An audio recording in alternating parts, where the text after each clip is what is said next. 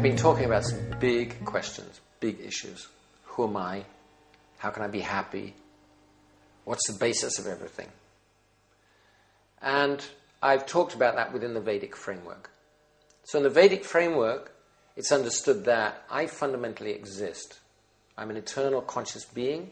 I have the potential, limitless potential for self-realization, limitless potential for knowledge, ability, material and spiritual, and limitless potential for happiness and self-fulfillment. And also talking about the universal self, which is the reservoir of all these qualities, of our conscious qualities, as also of matter.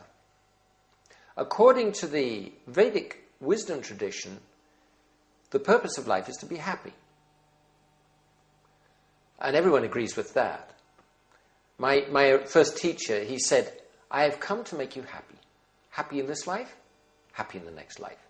So this is the real purpose of life. Purpose of life. And there are different kinds of happiness.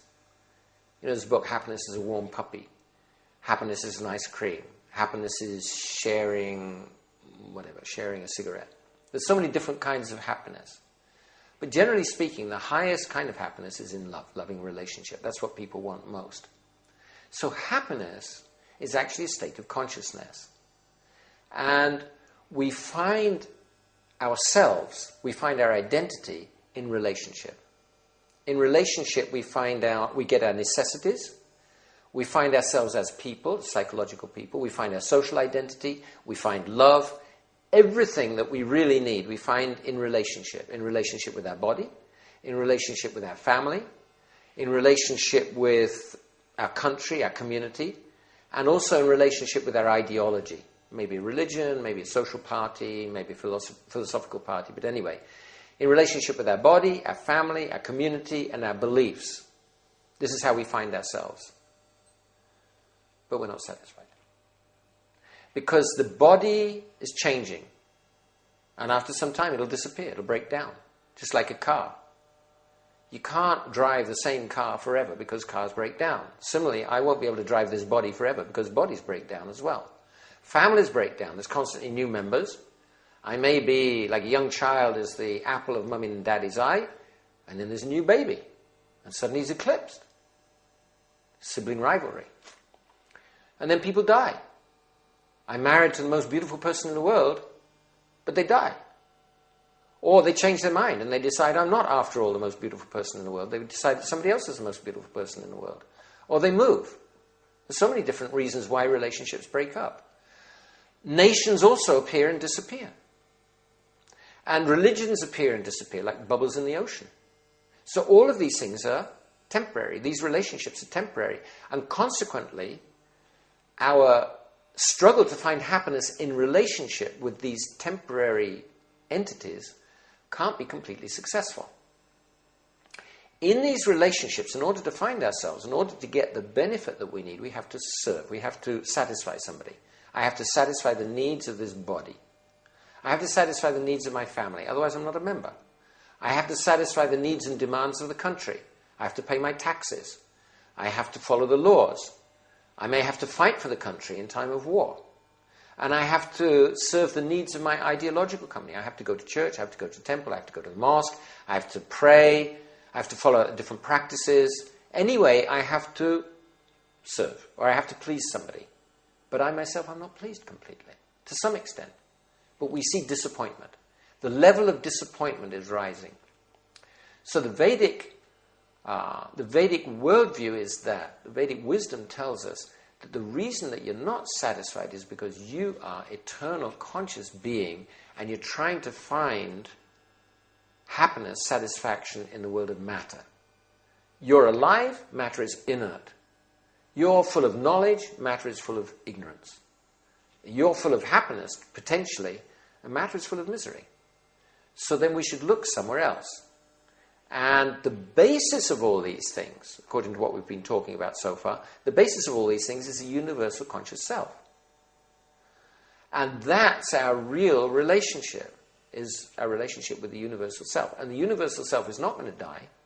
It's not going to conclude that I'm not great, not going to move away. It's an eternal relationship. So according to the Vedic tradition, the whole purpose of life is to make this relationship with the Supreme. And the means to do that is by yoga. So through yoga, yoga means not just hatha yoga, physical exercise. It means the yoga of work.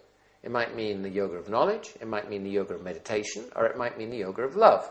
But in any case, somehow or other, we make our relationship with the Supreme Consciousness, with the Supreme Being, and at the same time maintain a positive relationship with our body, with matter, with our family, with our community, and with our beliefs.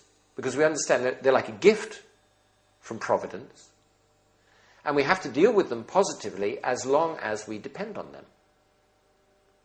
At some point, if I practice yoga, at some point I'm going to realize that I'm not this body.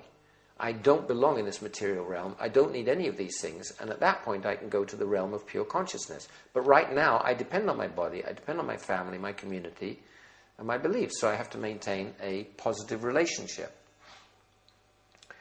So the Vedic tradition recommends that we practice yoga, and also that we rise through the yoga systems. In other words, we make a closer relationship with the Supreme. The yoga of work, where we work as we're supposed to work, it's good, but it's not a very close relationship with the Supreme. Yoga of knowledge, it's okay. It's also very good, very high. But still, cultivating spiritual knowledge, at the end of the day, doesn't tell us about the personality.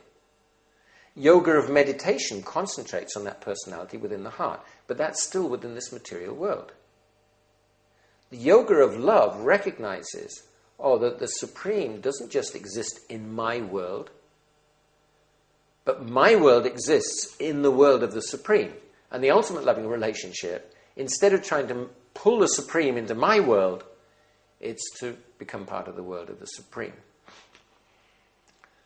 At the same time, although the Vedic wisdom tradition recommends this, it also allows everybody to progress at their own rate. There's no sectarian bullying or that you have to do it this way, you have to go in this way.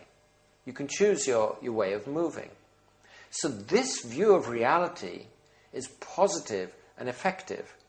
And according to the Vedic tradition, it's this view of reality which should be the basis of education. It's this view of reality which should be the basis of the social ideals. It's not sectarian. It's not dogmatic.